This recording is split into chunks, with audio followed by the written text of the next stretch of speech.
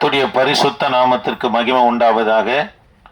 இந்த 15வது நாள் கூட்டத்திற்கு வந்திருக்கிற உபவாச கூடுகைக்கு வந்திருக்கிற யாவரையும் கர்த்தராகிய இயேசுவின் நாமத்தினாலே வாழ்த்துகிறேன். கர்த்தர் உங்களை ஆஸ்வதிப்பாராக. தேவ பிள்ளைகளே, ஒவ்வொரு நாளும் ஒவ்வொரு பட்டணங்கள் அல்லது மலைகள். நேற்று தினத்தில் நம்ம சீத்தி மரத்தை குறித்து தியானித்தோம். இன்றைக்கு சீலாவை குறித்து தியானிக்க போகிறோம். இவர் பவுலுடைய ஊழியத்தில் பவுலுக்கு அநேக உடன் ஊழிய ஆட்கள் இருந்தாலும் கூட முக்கிய நபராக யார் செயல்பட்டார்னா இந்த சீலா செயல்பட்டார். இவருக்கு அப்போஸ்தலர் நடவடிக்கை புஸ்தகம் 16ஆம் அதிகாரத்தில் இவருடைய பெயர் சீலா என்று குறிப்பிடப்படும். சீலா என்றால் அர்ப்பணிக்கப்பட்டவன் அர்த்தம். பவுல் எழுதின நிருபங்களிலே 1 தெசலோனிக்கர் புத்தகம் 1ஆம் அதிகாரம் 1ஆம் வசனமும் 2 தெசலோனிக்கர் புத்தகம் 1ஆம் அதிகாரம் 1ஆம் வசனத்திலும் இந்த சீலாவுக்கு பவுலுடைய நிருபங்கள்ல என்ன பெயர் கொடுக்கப்பட்டிருன்னா சில்வானு என்று பெயர் கொடுக்கப்பட்டிருக்கும். வாசிக்கலாமா? பவுலும் சில்வானும் தீமோத்தேயும் தேவனுக்குள்ளும் கர்த்தராகிய இயேசு கிறிஸ்துவுக்குள்ளும் இருக்கிற தெசலோனிக்கேயர் சபைக்கு எழுதுகிறதாவது நம்முடைய பிதாவாகிய தேவனுக்கும். போதும், கவனிக்கலாம். இவருக்கு சீலா என்று பெயர் கொடுக்கப்பட்டிருந்தாலும் கூட பவுல் தன்னுடைய நிருபங்களிலே சீலாவை சில்வானு என்று குறிப்பிடுகிறார். சில்வானு என்று சொன்னா குறுக்கீடு அப்படின்னு சொன்னா சிலுவன் அர்த்தம். ஆமே. எப்படி இன்னொரு மரத்துக்கு மேல இன்னொரு மரம் குறுக்கல வைத்தா சிலுவை என்று வருகிறதோ அந்த பொருள்பட தான் சில்வானு என்று சொன்னா குறுக்கீடு என்று பொருளாக இருக்கிறது. ஆமே. தேவ பிள்ளைகளே, பவுலுடைய ஊழியத்துல இவர் முக்கிய நபராக காணப்பட்டார். இவரை குறித்து ஒரு 10 காரியம் உங்களோடு சொல்லி போகும்படியா விரும்புகிறேன். முதலாவது காரியம், பவுலுடைய உடன் ஊழியாட்கள் முக்கிய நபராக யாரு காணப்பட்டார்னா இந்த சில்வானு காணப்பட்டார். இரண்டாவதாக இவர் தீர்க்க தரிசன அழைப்பை பெற்ற ஊழியக்காரனாக காணப்பட்டார். மூன்றாவதாக கவனிக்கலாம், அப்போஸ்தலர் நடவடிக்கை புஸ்தகத்துல அதாவது சீலா என்ற பெயர் காணப்பட்டாலும் கூட நிருபங்களிலே பவுல் என்ன என்று குறிப்பிடுகிறார்னா சில்வானு என்று குறிப்பிடுகிறார். 2 பேரும் ஒரே நபர் தான், ஆனா அர்த்தங்கள் வெவ்வேறாக இருக்கிறத பார்க்கிறோம்.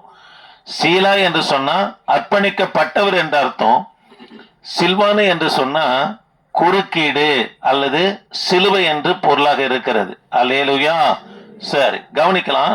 நான்காவதாக ரோம குடியுரிமை பெற்ற பிரஜை, அதாவது ரோம குடியுரிமை பெற்றவராய் யாரு காணப்பட்டார்னா இந்த சில்வான் காணப்பட்டார். ஆனா இவரு ஒரு யூதன். எப்படி பவுல் ரோம உரிமை பெற்ற ஒரு யூதனாய் காணப்பட்டாரோ, பென்யமின் கோத்திரத்தை சேர்ந்த யூதனாய் காணப்பட்டாலும் கூட பவுல் அதே போல ரோம குடியுரிமை பெற்றவராய் யாரு காணப்பட்டார்னா இந்த சில்வான் காணப்பட்டார். இவரும் ஒரு யாரா இருந்தாரு? யூதனாக காணப்பட்டார். ஐந்தாவதாக தேவ பிள்ளைகளே, ரொம்ப முக்கியமான ஒரு காரியம். ஐந்தாவதாக எருசலேமுடைய தலை சபையில, அதாவது எருசலேம்ல இருக்கிற தலைமை சபையில எடுக்கப்படுகிற ஆலோசனை பண்ணி எடுக்கப்படுகிற தீர்மானங்களை மற்ற சபைகளுக்கு கொண்டு செல்லுகிற ஒரு பொறுப்பை பெற்றவராய் யாரு காணப்பட்டார்னா இந்த நியமிக்கப்பட்டார்னா இந்த சீலா நியமிக்கப்பட்டவராய் இருந்தார். திரும்ப சொல்றேன், எத்தனாவது குறிப்பு சொல்றேன்? 5வது குறிப்பை சொல்லுகிறேன். கவனிங்க. அதாவது அப்போஸ்தலருக்கு தலைமை சபை எதுவாய் காணப்பட்டது? எருசலேமில் இருக்கிற சபை தான் தலைமை சபையாக காணப்பட்டது. இந்த தலைமை சபையில மூப்பர்கள், அப்போஸ்தலர்கள், இன்னைக்கு அப்போஸ்தலர் 15ஆம் அதிகாரத்தை வாசித்து பார்த்தா கூட அங்க ஒரு ஆலோசனை நடக்குது. அதுல பரிசுத்த ஆவியானவரும் பங்கெடுத்தார் என்று சொல்லி பார்க்கிறோம். அந்த அப்போஸ்தலர் 15ஆம் அதிகாரத்துக்கு மேலதான் ஞாயிற்றுக்கிழமை பரிசுத்த ஓய்வு ஆராதனை பண்ண நடக்கிறதே உங்களுக்கு ஏற்கனவே சொல்லியிருக்கேன். அது முன்பு வரைக்கும் பாருங்க, ஓய்வு நாள் சனிக்கிழமை ஆராதனை தான் நடந்திருந்தது. அந்த சனிக்கிழமை அன்னைக்கு இயேசு கிறிஸ்து ஆலயத்துக்கு போயிருக்கிறாரு. பிற்பாடு அப்போஸ்தலன் பவுலும் ஓய்வு நாட்கள்ல போய் ஜெபாலயங்கள்ல என்ன பண்ணறான்? பிரசங்கம் பண்ணினார் என்றெல்லாம் வாசிக்கிறோம். ஆக தேவ பிள்ளைகளை கவனிக்கலாம். 5வது காரியம், எருசலேமின் சபையில, எருசலேம் தான் தலைமை சபையாய் காணப்பட்டது. இங்க ஆலோசனை பண்ணி எடுக்கப்படுகிற தீர்மானங்கள் எல்லாம் மற்ற சபைகளுக்கு கொண்டு போகும்படியாய் நியமிக்கப்பட்டவர் யாருன்னா இந்த சில்வானு தான் என்ன பண்றேன், சீலா தான் என்ன பண்ண நியமிக்கப்பட்டவராக இருந்தார். ஆமென்.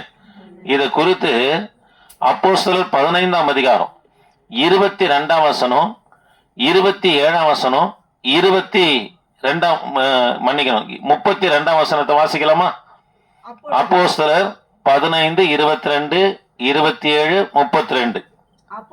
அப்பொழுது தங்களில் சிலரை தெரிந்து கொண்டு பவுலோடும் பர்னபாவோடும் அந்தியோவுக்கு அனுப்புகிறது அப்போஸ்தலருக்கும் மூப்பருக்கும் சபை எல்லாருக்கும் நலமாக கண்டது. அவர்கள் யார் என்றால் சகோதரரில் விசேஷித்தவர்களாகிய பர்சபா என்னும் மறுபேர் கொண்ட யூதாவும் சீலாவுமே. சரி, அப்படி 27 வந்துடலாமா? அப்படியே யூதாவையும் சீலாவையும் அனுப்பி இருக்கிறோம். அவர்களும் இவைகளை வாழ்மொழியாக உங்களுக்கு அறிவிப்பார்கள். பாருங்க, எடுக்கிற தீர்மானத்தை வாழ்மொழியாக யார் உங்களுக்கு அறிவிப்பாங்க? சீலா அறிவிப்பார் என்று சொல்லி இந்த இடத்துல கொடுக்கப்பட்டு இருக்கிறத பார்க்கிறோம். 32ஆம் வசனத்தை வாசிக்கலாமா?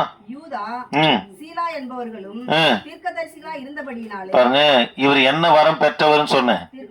தீர்க்க தரிசன வரம் பெற்றவர் என்று சொல்லி இரண்டாவது குறிப்பு கொடுத்தேன். தேவப்பிள்ளைகளே, இந்த சீலா தீர்க்க தரிசன வரம் பெற்றவராக காணப்பட்டார். பாருங்க, அநேகருடைய வார்த்தைகளால் சகோதரர்களுக்கு புத்தி சொல்லி அவர்களை திடப்படுத்தி இருக்குதுங்களா? 32ஆம் வசனத்துல அநேகருடைய அதாவது அநேக வார்த்தைகளால் சகோதரர்களுக்குள்ள புத்தி சொல்லி திடப்படுத்தி என்று சொல்லி பார்க்கிறோம். இவங்க யாரு? ஒரு தீர்க்கதரிசியாக காணப்பட்டார் என்று இரண்டாவது குறிப்பை பார்த்தோம். சரி, 5வது குறிப்பு, இவர் எருசலேமில் இருக்கிற தலைமை சபையில் இருக்கிற அங்க இருக்கிற ஆலோசனை கூடி ஆலோசனை செய்கிற தீர்மானத்தை மற்ற சபைகளுக்கு எடுத்து கொண்டு போக முடியாது யாரை நியமிக்கிறாங்க? சீலாவை நியமிக்கிறார்கள் என்று சொல்லி பார்க்கிறோம். பாருங்க, 6வது குறிப்பு, பவுலுடைய 2வது மிஷனரி பயணம். முதல் மிஷனரி பயணம் எங்க துவங்கணும்னு சொல்லி கடந்த நாட்கள்ல உங்களுக்கு சொன்னேன். அப்போஸ்தலர் நடபடி புஸ்தகம் 13ஆம் அதிகாரம் 1-3 வரைக்கும் வாசித்து பார்ப்போம்னா, உபவாசம் பண்ணி கூடி ஆராதனை செய்யும் போது பரிசுத்த ஆவியானவர் இறங்கி நான் அழைத்த அழைப்புக்காகவும் பவுலையும் பர்னபாவும் என்ன பண்ணுங்க, பிரித்து விடுங்கள் என்று சொல்லி சொன்னார். பாருங்க, புதிய ஏற்பாட்டின் ஊழியமே சிதறடிக்கப்படுகிற ஊழியம் தான். கர்த்தர் பிரித்து அங்கங்கு ஜனங்களை அனுப்பிக்கிட்டு தான் இருப்பார் ஊழியத்திற்கு. பாருங்க, மற்ற அதாவது ஊழியம் சம்பந்தப்பட்ட காரியத்துக்கு அனுப்புவார். ஆனா சபை விட்டு பிரிந்து போயிட்டு பின்வாங்கி இருக்கிறாங்க, அது சிதறடிக்கப்படுகிற இது அல்ல. அது அந்த அர்த்தத்துல இங்க சொல்லப்படலை. புதிய ஏற்பாட்டின் ஊழியமே அதாவது சபையை எப்படின்னா வளருவாங்க. கர்த்தர் அவங்களை பிரித்து எங்க கர்த்தர் அழைக்கிறாரோ அங்க புறப்பட்டு போய் ஊழியம் செய்கிற காரியம் தான் புதிய ஏற்பாட்டின் நாட்கள் என்ன பண்ணா நடக்கும். ஊழியம் வரம் பெற்றவங்கள அதாவது அழைப்பு பெற்றவங்கள சபையில அடைக்கி வைப்போம்னா அது நிமித்தமா சபை உடையும். அதனால தேவ பிள்ளைகளே, உங்களுக்கு ஊழியத்தின் அழைப்பு இருக்குதா? ஐயா என்ன இங்க செய்ய சொல்றாங்க, தாராளமா போயிட்டு உங்களுக்கு கொடுக்கப்பட்ட தரிசனம் என்னவோ அந்த பேரை வச்சு செய்யுங்க. இல்லையா, நான் சபையில இருந்து சபையை தலைமை சபையை வைத்து உங்களுக்கு கீழே ஊழியம் செய்யறேன் அப்படின்னா தாராளமா செய்யலாம். அதுல எந்த விதமான தடையும் இல்லை. தேவ பிள்ளைகளை கவனிக்கலாம். 13ஆம் அதிகாரத்துல கர்த்தர் பரிசுத்த ஆவியானவரே நான் அழைத்த அழைப்புக்காக பவுலையும் பர்னபாவும் என்ன பண்ணுங்க, பிரித்திருங்கன்னு சொன்ன உடனே அங்க இருந்துதான் முதலாவது மிஷனரி பயணம் என்ன பண்ண துவங்குறது. இது 15ஆம் அதிகாரம் வரைக்கும் முதலாவது மிஷனரி பயணம் பவுல்து காணப்படுது. 2வது மிஷனரி பயணத்துல தான் சீலாவை தன்னோடு கூட கூட்டிக் கொண்டு அப்போஸ்தலனாகிய பவுல் எங்க புறப்பட்டு போறாருன்னா பாருங்க, பிலிப்பு பட்டணத்துக்கு நம்ம புறப்பட்டு போறாரு. இது அப்போஸ்தலர் 16ஆம் அதிகாரம் 19ஆம் வசனம், 25ஆம் வசனம், 29ஆம் வசனம். அப்போஸ்தலர் நடபடி புஸ்தகம் 16ஆம் அதிகாரம் 19ஆம் வசனம், 25ஆம் வசனம், 29ஆம் வசனம். கொஞ்சம் வாசிக்கலாமா? இப்போ 6வது குறிப்பு சொல்றேன், ஞாபகமா கேளுங்க. 6வது குறிப்பு, 2வது மிஷனரி பயணத்துல யார கூட்டின்னு போறாரு பவுல்? சீலாவை கூட்டின்னு எங்க போறான்னா பிலிப்பு பட்டணத்துக்கு, பிலிப்புல பிலிப்பி பட்டணத்துக்கு நம்ம கூட்டின்னு போறாரு. அவளுடைய எஜமான்கள் தங்கள் ஆதாயத்து நம்பிக்கை அற்று போயிற்று என்று கண்டு பாருங்க, அவளுடைய எஜமான்கள் ஒரு இளம் பெண்ணு மேல எஜமான்கள் எல்லாம் சேர்ந்து பாருங்க, ஏவல் ஆவியை சில பூஜைகளை செய்து ஏவல் ஆவியை யார் மேல இறக்கி வச்சிருக்கிறாங்க? ஒரு இளம் பெண்ணு மேல இறக்கி வச்சிருக்கிறாங்க. இந்த பெண்ணு இவன் மேல குறி சொல்லுகிற ஆவி, மாந்திரிகத்தின் ஆவி இருக்கிறதுனால வருகிற ஜனங்களுக்கு இவன் என்ன பண்ண குறி சொல்லுவா. மாந்திரிகம் பண்ணுகிற காரியத்தை நிமித்தமா அந்த எஜமான்களுக்கு மிகுந்த ஆதாயம் காணப்பட்டது. இவளால வருமானம் வந்து அந்த எஜமான்களுக்கு என்ன பண்ணா வருமானம் காணப்பட்டது. அதனால எங்கன்னா போனீங்கன்னா யாருன்னா வந்து சொன்னாங்கன்னா, ஐயா அவங்க அப்படியே சொன்னாங்க ஐயா, அது அவங்க அவங்க இந்த குறி சொன்னாங்கய்யா, அப்படி சொன்னாங்கய்யா, இது என் பையனுக்கு நான் கேட்கலையா, அவங்க போனவங்க பார்த்துட்டு வந்து சொன்னாங்கய்யா. அது ஒரு அசுத்தாவிங்க. அதை செவி கொடுத்து கர்த்தருடைய பிள்ளைங்க கேட்கவே கூடாது. அவன் மேல எஜமான்கள் எல்லாம் என்ன பண்ணலாம், மாந்திரிகம் பண்ணி ஏவல் ஆவி, அந்த மாந்திரிகத்தின் ஆவி யார் மேல வச்சு விடுறாங்க? அந்த பெண்ணு மேல. அது வந்து ஒரு அசுத்தாவிங்க, பிசாசுங்க. அதுக்கெல்லாம் செவி சாய்க்கவே கூடாதுங்க கர்த்தருடைய பிள்ளைங்க. இவங்க போனாங்க, பவுலும் சீலாவும் போனாங்க. பவுல் எப்பெல்லாம் ஜெபாலயத்துக்கு புறப்பட்டு போகிறார் அப்பெல்லாம், அதாவது பவுல வந்து தேவனுடைய ஊழியக்காரனே, அதை கொஞ்சம் வாசிங்க, அப்படியே வாசிங்க. அவங்க வாழ்த்துறாங்க பாருங்க அந்த குறி சொல்லுகிற ஆவி. இல்லம்மா அது இல்ல, கொஞ்சம் வாசிங்களேன். 16ஆம் வசனத்தை வாசிக்கலாம். அந்த பெண் 17 வாசிக்கலாமா? அவள் பவுலையும் பின்தொடர்ந்து வந்து இந்த மனுஷன் பாருங்க, உண்மையதான் சொல்ற. இவங்க யாரு? உன்னதமான தேவனுடைய ஊழியக்காரன், ரட்சிப்பின் வழியை நமக்கு அறிவிக்கிறவர்கள் என்று சத்தமிட்டா. உண்மையதான் பேசுறா. என்ன ஆவி? குறி சொல்லுகிற ஆவிங்க. அது மாந்திரிகத்தின் ஆவி. அது சொல்லுது, கவனிக்கலாம். உன்னதமான தேவனுடைய ஊழியக்காரனே, ரட்சிப்பின் வழி அறிவிக்கிறவர்களுக்கு வந்தவர் என்று சொல்லி என்ன பண்ணலாம், சத்தமிட்டது என்று சொல்லி பார்க்க. அது உண்மையாதாங்க சொல்லுது. இந்த புகழை யாரு ஏற்றுக்கொள்ளல? பவுல் ஏற்றுக்கொள்ளல. அதனால பவுல் சினம் கொண்டு திரும்பி பார்த்து அந்த ஆவியை கடிந்து கொண்டார். இயேசுவின் நாமத்தினால அந்த ஆவி அவங்கள விட்டு என்ன பண்ணிச்சான், புறப்பட்டு போனது என்று பார்க்கிறோம். பவுல் அந்த ஆவியை கடிந்து கொண்ட உடனே அவளை விட்டு அந்த அசுத்தாவி என்ன பண்ணுச்சு, புறப்பட்டு போன உடனே. இப்ப நான் சொன்ன வசனங்களை வாசிங்கம்மா. அவளுடைய எஜமான்கள் அற்று போயிற்று என்று கண்டு சரி பாருங்களேன், பவுலையும் சீலாவும் கொண்டு போயிட்டு சிறைச்சாலையில ஒப்பு கொடுக்கிறாங்க. இங்கதான் 16ஆம் அதிகாரத்தில் தான் இவங்க சிறைச்சாலையில் இருக்கும்போது உள் அறை என்று சொல்லப்பட்டிருக்குது. பாருங்க, உள் அறைன்னா மேல ஒரு சின்ன ஜன்னல், ஒரு அடிக்கு ஒரு அடி நீளமும் ஒரு அடி அகலமும் கொண்ட ஒரு சின்ன ஜன்னல், இருட்டு அறையில காற்று வசதி இல்லாத இடத்துல பவுலையும் சீலாவும் தலை கீழே தொங்கிட்டு இருக்கு. உடம்பெல்லாம் காயம், சங்கிலி, வேர்வை பட்டுதுன்னு வச்சுங்க, உடம்பெல்லாம் எரியும், எரிச்சல் உண்டாகும். அப்படி இருந்தாலும் கூட இவங்க கர்த்தரை துதிச்சாங்க, பாடினாங்க. சிறைச்சாலை கதவுகள் உடையும்படியா கர்த்தர் செய்தார், திறக்கும்படி கர்த்தர் நம்ம செய்தார். ஆமென். ஆக தேவ பிள்ளைகளே, பிரச்சனை, போராட்டம், பலவீன நேரத்துல கர்த்தர் நம்முடைய, அதாவது உண்மையான நிலையை அந்த நேரத்தில் தாங்க நம்ம இடத்துல இருந்து கர்த்தர் எதிர்பார்க்க முடியும். இது யோபு இடத்துல காணப்பட்ட, நீ பைத்தியக்காரி பேசுகிறது போல பேசுற, கர்த்தரிடத்தில் நன்மை பெற்ற நாமோ தீமை பெறக்கூடாது என்று யோபுடைய உண்மையான நிலையை குறித்து சொல்லப்படுது. நம்முடைய பக்தி, நம்முடைய விசுவாசம், நம்முடைய பரிசுத்தம் இதெல்லாம் உண்மையா இருக்குமானா எந்த காலகட்டத்திலும் அது சோரம் போகாதபடி நீங்க காத்துக்குவீங்க. ஆமாங்க, ஒரு சிலர் பார்த்தீங்கன்னா இருக்கும்போது சோத்திரம் அல்லேலி வேணும்.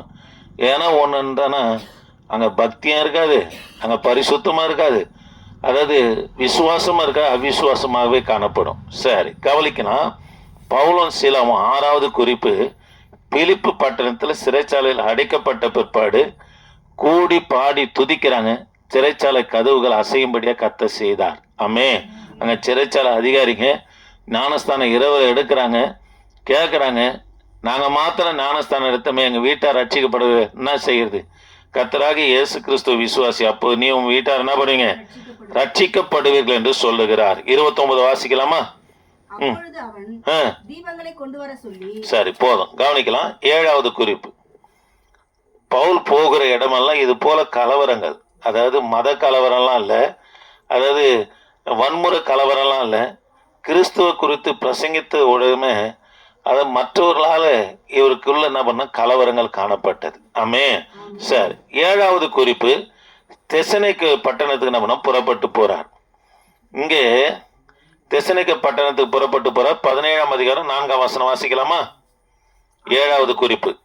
அவர்களில் சிலரும் பக்தியுள்ள கிரேக்கரில் திரளான ஜனங்களும் கணம் பொருந்திய ஸ்திரீகளும் அநேகரும் விசுவாசித்து பவுலையும் சீலாவையும் சேர்த்து கொண்டார்கள். பவுலையும் சீலாவையும் சேர்த்து கொண்டாங்க. விசுவாசியாத யூதர்கள் வைராக்கியம் கொண்டு வீணராய சில பொல்லாதவர்களை சேர்த்து கொண்டு கூட்டம் கூடி பட்டணத்தில் அமளி உண்டாக்கி யாசோனுடைய வீட்டை வளைந்து கொண்டு. சரி, இங்க கவனிக்கலாம். 7வது குறிப்பு, தெசனிக்க பட்டணத்துல யாருக்கு எங்க போறாங்க? பவுலும் சீலாவும் புறப்பட்டு போறாங்க. 6ஆம் அதிகாரத்துல எங்க புறப்பட்டு போறாங்க? 16ஆம் அதிகாரத்துல பிலிப்பு பட்டணத்துக்கு போறாங்க. அங்க இருந்து சிறைச்சாலையில இருந்து கர்த்தரால விடுதலையாக்கப்பட்ட பிற்பாடு தெசனிக்க பட்டணத்துக்கு 7வது குறிப்பு புறப்பட்டு போறாங்க. இங்க புறப்பட்டு போனோடனே கலவரம் அதிகமாகிறதுனால ஏசனுடைய வீட்டுல தான் ஜெபக்கூட்டம் நடக்குது. யாசோனுடைய வீட்டுல தான் ஜெபக்கூட்டம் நடக்குது. எல்லாரும் சுற்றி வளைந்து கொண்டு பாருங்க, அங்க ஒரு பெரிய கலவரம் உண்டான உடனே அங்க யாரு மட்டும் விட்டுட்டு போறாருன்னா பாருங்க, சீலா மட்டும் அங்க இருந்தாரு. அதன் பிற்பாடு யாரு அங்க இருந்து புறப்பட்டு போறாருன்னா பவுலு பெரேயா பட்டணத்துக்கு நம்ம புறப்பட்டு போறார். அல்லேலூயா. கவனிக்கலாம், பெரேயா பட்டணத்துக்கு என்ன போறாரு, மன்னிக்கணும், இங்க இருந்து தெசனிக்க பட்டணத்திலிருந்து இவங்க எல்லாரும் புறப்பட்டு போயிட்டு எங்க புறப்பட்டு போறாங்க? 8வது குறிப்பு, பெரேயா பட்டணத்துக்கு புறப்பட்டு போறாங்க. அங்கதான் என்ன நடக்குது பாருங்க. 17ஆம் அதிகாரம் 14ல இருந்து 15 வரைக்கும் வாசிக்கலாமா? உடனே சகோதரர் பவுலை சமுத்திர வழியாய் போக அனுப்பிவிட்டார்கள். சீலாவும் தீமோத்தேயும் அங்கே தங்கி இருந்தார்கள். சரி, கவனிக்கலாம் தேவ பிள்ளைகளை கவனிங்க. 8வது குறிப்பு, எங்க புறப்பட்டு போறாங்க? பெரேயாவுக்கு புறப்பட்டு போறாங்க. அங்க சீலாவும் தீமோத்தேயும் தங்கிட்டாங்க. அதற்கு பிற்பாடு பாருங்க, சீலாவும் தீமோத்தேயும் பவுலை சந்திப்பதற்காக எங்க புறப்பட்டு போறாங்கன்னா அத்தேனே பட்டணத்துக்கு புறப்பட்டு போறாங்க. திரும்ப சொல்றேன், 8வது குறிப்பு, பெரேயாவுக்கு புறப்பட்டு போறாங்க. அங்க யாரு தங்கிட்டாங்க? சீலாவும் தீமோத்தேயும் தங்கிட்டாங்க. தங்கிட்ட பிற்பாடு பவுல் அத்தேனே பட்டணத்துக்கு புறப்பட்டு போறார். புறப்பட்டு போனோடனே அங்க இருக்கிற சந்த வெளியில போயிட்டு கூடாரங்களை வியாபாரம் செய்யணும் வருகிற ஜனங்களுக்கு கர்த்தரை குறித்து என்ன பண்ண பிரசங்கம் பண்ணின்னு இருக்கிறார் பவுல். அங்க போயிட்டு சீலாவுக்காகவும் தீமோத்தேயுக்காகவும் பவுல் காத்திருக்கிற நேரத்தில் தான் இந்த சுவிசேஷ பணி நடக்கும்போது அங்க ஒரு பிரச்சனை உண்டான உடனே இவர் எங்க கூட்டமா அங்க 2 கூட்டத்தார் நிமித்தம் யாருக்கு பிரச்சனை வருது? பவுலுக்கு பிரச்சனை. ஏற்கனவே உங்களுக்கு சொல்லியிருக்கிற ஞாபகம் இருக்குதுங்களா? வந்த உடனே பவுல் அங்க அத்தேனே பட்டணத்தை கூப்பிட்டு போன உடனே அங்க ஒரு மேடையை பார்க்கிறார். பாருங்க, மார்க்ஸ் மேடையை பார்த்த உடனே பவுல் சொல்றாரு, நீங்க ஆராதிக்கிற தேவன், அங்க அதிகமான சொற்பங்கள் விக்கிரக வழிபாடுகள், இந்த சொற்பங்களை வெள்ளினாலையும் பொண்ணுனாலையும் செய்து வியாபாரம் செய்தாங்க. அந்த இடத்துல போயிட்டு அந்த மேடையில் அறியப்படாத தேவன் என்று எழுதி இருக்கிறத பார்த்து பவுல் பிரசங்கம் பண்ணினார். நீங்க ஆராதிக்கிற தேவன், அதாவது பவுல் அந்த அத்தேனே பட்டணத்துக்கு போகிறது 14 வருஷத்துக்கு முன்பதாக அங்க ஒரு கொள்ள நோய் வந்தது. அதனால எல்லாம் அவங்க வணங்கின எல்லா தெய்வத்துக்கும் பலி செலுத்துறாங்க. கொள்ள நோய் நின்ன பாட காணும். அப்போ ஏதோ ஒரு தெய்வம் இருக்குது, அந்த தெய்வம் நம்மளை அதாவது கண்டிக்குது அப்படின்னு சொல்லிட்டு அந்த மாஸ்க் மேடையில ஒரு பலகையில அறியப்படாத தேவன் என்று எழுதி பலி செலுத்துறாங்க. உடனே வாதனவன நின்று போனது. ஆமே. அந்த அறியப்படாத தேவன் யாருன்னா நாங்கள் ஆராதிக்கிற கர்த்தராகிய இயேசு கிறிஸ்து என்று சொல்லி அத்தேனே பட்டணத்துல போய் பிரசங்கம் பண்ணுகிறார். ஆமே. அத்தேனே பட்டணத்துக்கு போன உடனே பாருங்க, அங்கதான் யாரு தங்கிட்டாங்க? தீமோத்தேயும் சீலாவும் அங்கே இருந்தாங்க. இது 17ஆம் அதிகாரம், அப்போஸ்தலர் 17ஆம் அதிகாரம் 14ல இருந்து 15 வரைக்கும் வாசிக்கலாமா? சகோதரர் பவுலை சமுத்திரத்துக்கு வழியாய் போக அனுப்பிவிட்டார்கள். சீலாவும் தீமோத்தேயும் அங்கே தங்கி இருந்தார்கள். பாருங்க, சீலாவும் தீமோத்தேயும் எங்க தங்கிட்டாங்க? பெரேயா பட்டணத்திலே மன்னிக்கணும், அத்தேனே பட்டணத்திலே தங்கிட்டாங்க. பவுல் மட்டும் அங்கிருந்து என்ன பண்ணாரு? புறப்பட்டு போகிறார். ஆமே. சரி, 9வது குறிப்பு, பவுல் எங்கே போயிட்டாருன்னா அங்கேருந்து அத்தேனே பட்டணத்தை எங்கே புறப்பட்டு போகிறார்னா கொரிந்து பட்டணத்துக்கு புறப்பட்டு போகிறார். 9வது குறிப்பு. 10வது குறிப்பு, பவுல் எங்கே புறப்பட்டு போகிறாரு? கொரிந்து பட்டணத்துக்கு புறப்பட்டு போகிறாரு. அங்கே தான் திரும்பவும் போயிட்டு சீலா போய் சந்திக்கிறார் பாருங்க. அப்போஸ்தலர் 18ஆம் அதிகாரம் 5ஆம் வசனம்.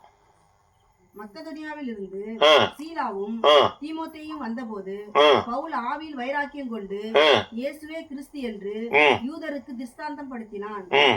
அவர்கள் எதிர்த்து நின்று தூஷித்த போது அவன் தன் வஸ்திரங்களை உதறி, உங்கள் ரத்தப்பழி உங்கள் தலையின் மேல் இருக்கும், நான் சுத்தமா இருக்கிறேன். சரி, இங்க கவனிக்கலாம். 10வது குறிப்பு, தேவ பிள்ளைகளை 10வது குறிப்பு கவனிங்க. வாசிங்க வாசிங்க வாசிங்க. அத்தேனே பட்டணத்தை விட்டு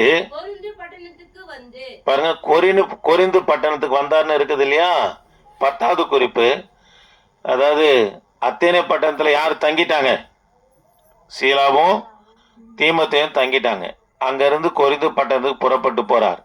கொரிந்து பட்டணத்துக்கு புறப்பட்டு போன உடனே 5ஆம் வசனத்துக்கு மேல சீலாவும் வந்து யாரை சந்திக்கிறார்னா, சீலா வந்து யாரை சந்திக்கிறார்னா பவுலை சந்திக்கிறாரு.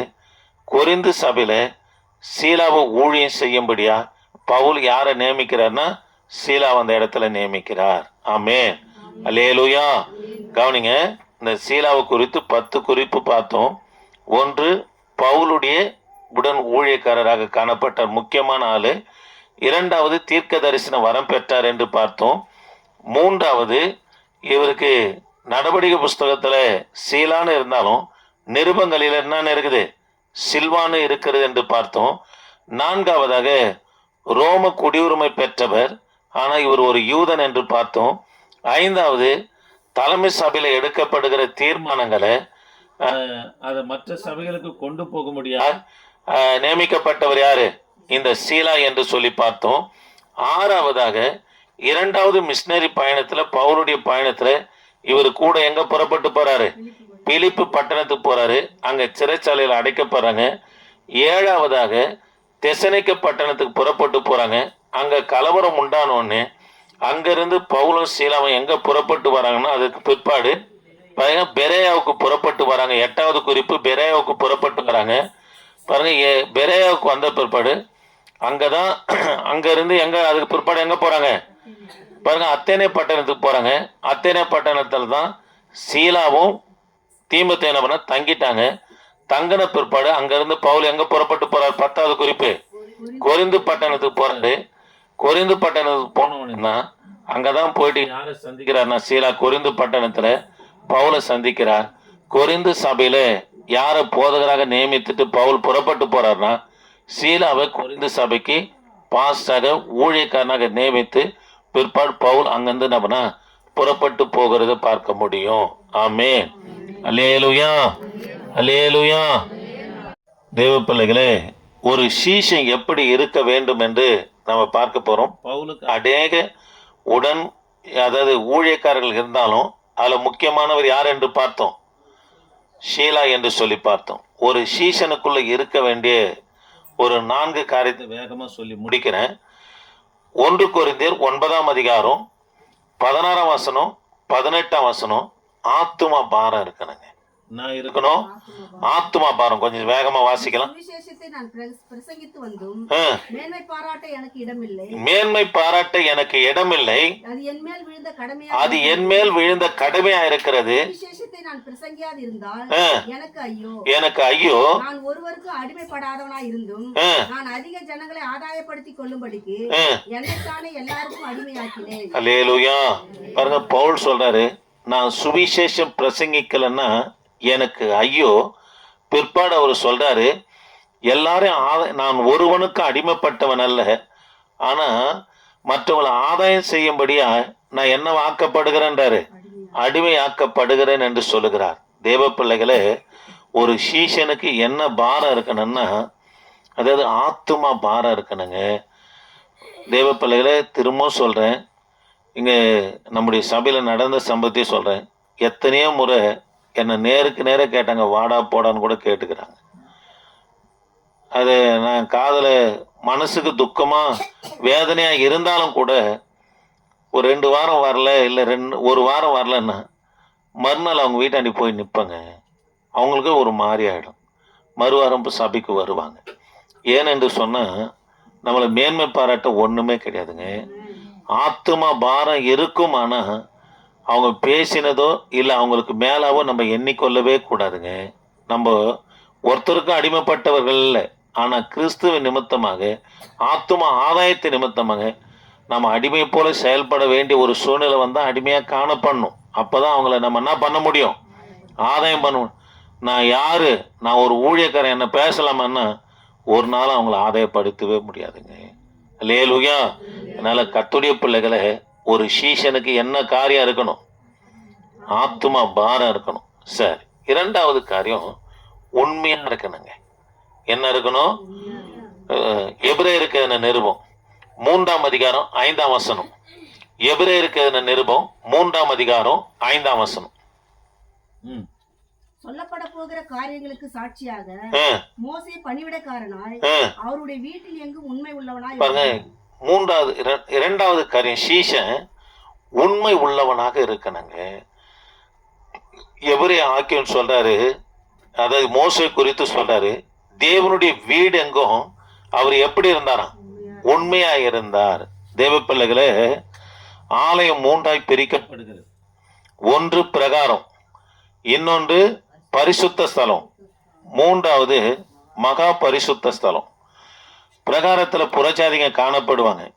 புறஜாதி மத்தியிலே யார் உண்மையா இருந்தார்னா மோசே உண்மையா காணப்பட்டார். நம்ம அங்கும் இங்கு போய் பழகிறோம், கடைக்கு போகிறோம், புறஜாதிங்க இருக்கிறாங்க. பாருங்க, தெருவில் புறஜாதிங்க இருக்கிறாங்க, குழாவண்டி போகிறோம், புறஜாதிகள் இருக்கிறாங்க. அவங்க மத்தியில் நம்ம என்ன பண்ண? சாட்சியை காத்து கொள்ளணுங்க. அல்லேலூயா. சிலர் எங்கள் வீட்டாண்டி ஒரு ஊழியக்காரர் வந்தார்.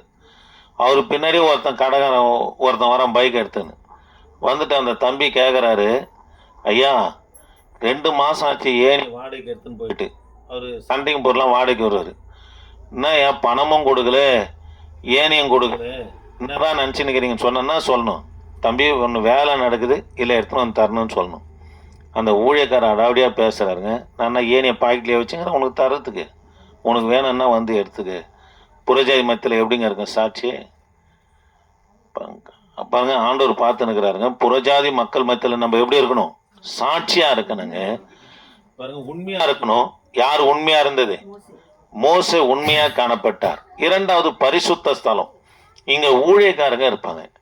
ஊழியக்காரன் இடத்துல கர்த்தருடைய பிள்ளைங்க எப்படி இருக்கணும்? சாட்சியாக இருக்கணும். 3வதாக மகா பரிசுத்த ஸ்தலத்தில் பாருங்க, கர்த்தர் இருக்கிறார். கர்த்தருக்கு நம்ம உண்மையாக இருக்கணுங்க. புறஜாதி மத்தியிலும் உண்மையாக இருக்கணும், ஆவிக்குரிய வட்டாரத்திலும் உண்மையாக இருக்கணும். 3வதாக கர்த்தரிடத்தில் என்னவா இருக்கணும்? உண்மையாக இருக்கணும். சரி, 3வது குறிப்பு 2 தீமோத்தேயு 2 பேதுரு 2ஆம் அதிகாரம் 8ஆம் வசனம். கொஞ்சம் சீக்கிரம் வாசிக்கலாம்.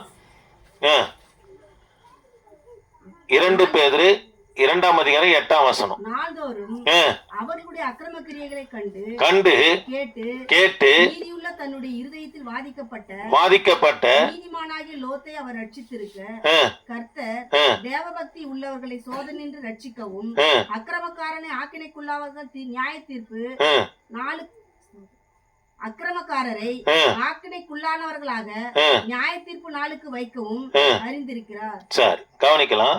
3வது காரியம் பரிசுத்த ஜீவிங்க, சுத்தமான ஜீவிங்க. லோத்து குறித்து சொல்றாரு. லோத்து சோதமை விட்டு பிரிச்சுட்டு அக்கிரமக்காரர் என்ன பண்ணாரு? அழிச்சார் என்று சொல்லி இந்த இடத்துல பார்க்கிறோம். ஆக தேவ பிள்ளைகளை, ஒரு சீஷன் 3வது எப்படி இருக்குன்னா பரிசுத்தமா இருக்கணுங்க. ஆமாங்க, அவங்க பரிசுத்தமா இருக்கணும். கர்த்தருடைய பிள்ளைங்க எப்படி இருக்கணும்? பரிசுத்தமா இருக்கணும். அல்லேலூயா. எல்லா பாவத்தையும் செஞ்சீங்கன்னு நான் தான் ஊழியக்காரன், நான் தான் விசுவாசின்னு சொன்னேன்னா நீங்கள் அந்த அக்கிரமக்காரர் கூட்டத்தோடு நீ ஒரு நாளைக்கு அக்கினில் வேக போகிறேன்னு அர்த்தம். பரிசுத்த ஜீவன் இருக்குமானா உன் ஆக்கினிலிருந்து கர்த்தர் மீட்கிற தேவனாக இருக்கிறார். அல்லேலூயா, அல்லேலூயா. அதனால் எனக்கு இப்பேற்பட்ட ஆட்களோடு நம்ம ஐக்கியமாக இருந்தேன்னு சொல்லி எத்தனையோ முறை நான் வேதனைப்பட்டு இருக்கிறேங்க. 16 வருஷம் பிரயாணம் பண்ணேன். ஆனால் பார்த்தா இந்த அக்கிரமாடா இந்த ஆளுக்குள்ளே காணப்பட்டன்னு சொல்லி ரொம்ப வேதனைப்பட்டங்க. விபச்சாரம், வேசித்தனம், ஒரு நாளும் இவங்க பரலோகத்தை கூட எட்டி பார்க்கவே முடியாது. மனைவிடத்தில் பிரவேசிக்கிறவன் ஆக்கணிக்கு தப்பான்னு இருக்குது. எப்படிங்க போக முடியும்? போகவே முடியாதுங்க. பரிசுத்த ஜீவன் ரொம்ப முக்கியங்க. வானத்துக்கு ஏறின தேவ தூதனாக இருக்கட்டும், பாருங்க, வில்லியே வளைக்கிற ஊழியக்காரனாக இருக்கட்டும், கர்த்தர் எதிர்பார்க்கிற பிரதான எதிர்பார்ப்பு என்னன்னா பரிசுத்தங்க. பரிசுத்தம் இல்லாம ஒருவனும் தேவனை தரிசிக்கவே முடியாது. அவர் பரிசுத்தர். உங்களை அசுத்தத்திற்காக அல்ல, எதற்காக அழைச்சாராம்? பரிசுத்தத்திற்காக அழைத்தாரு இருக்குது. புது வருஷத்தை நோக்கி போகிறோம். பரிசுத்தமா இருக்கணும். சீசன் எப்படி இருக்கணும்? பரிசுத்தமா இருக்கணும். என்னதான் நீ அதாவது எல்லாத்தையும் கற்று தேறினவனாய் காணப்பட்டாலும் கூட பரிசுத்தம் இல்லைன்னா நீ அக்கிரமக்காரரோடு எப்படி சோதம் பட்டணும், அக்கிரமக்காரர் அழிக்கப்படாது போல அழிவுக்கு போற மனுஷன் தாங்க. அல்லேலூயா. சரி, நாலாவது காரியம் யோவான் சுவிசேஷ புத்தகம் 8ஆம் அதிகாரம் 6ஆம் வசனத்தை வாசிக்க முடியுமா? 6ஆம் வசனத்தை வாசிக்க முடியுமா? 6 அவர் மேல் குற்றம் சுமத்துவதற்கான காரணம் உண்டாகும் பொருட்டு அவரை சோதிக்கும்படி இப்படி சொன்னார்கள்.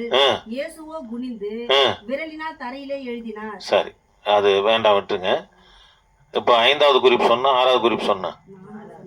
சரி, 4வது குறிப்பு தேவ பிள்ளைகளை, 4வது குறிப்பு மத்தேயு சுவிசேஷ புத்தகம் 26க்கு வந்துடலாம். 4வது குறிப்பு மத்தேயு சுவிசேஷ புத்தகம் 26:41. நேரம் ஆயிடுச்சு, நான் முடிக்கிறேன். மத்தேயு சுவிசேஷ புத்தகம் 26:41. சோதனைக்கு உட்படாதபடிக்கு விழித்திருந்து ஜெபம் பண்ணுங்க. ஆவி உற்சாகம் உள்ளதுதான், மாம்சமோ பலவீனம் உள்ளது என்றார். ஆமென். அல்லேலூயா. பாருங்க, சீசனுக்குள்ள என்ன இருக்கான்னா ஜெப ஜீவன் இருக்கணுங்க. ஜெபம் இல்லாம நம்ம இடத்துல கர்த்தர் ஒரு நல்ல கிரியைகளை கூட நடப்பிக்கவே மாட்டார். அவருடைய செயல்பாடே நம்முடைய வாழ்க்கையில பார்க்கவே முடியாது. என்ன இருக்கணும்? ஜெபம் இருக்கணுங்க. இயேசு கிறிஸ்து கெச்சமனே தோட்டத்துல ஜெபம் பண்ணி வந்து பார்க்கறாரு.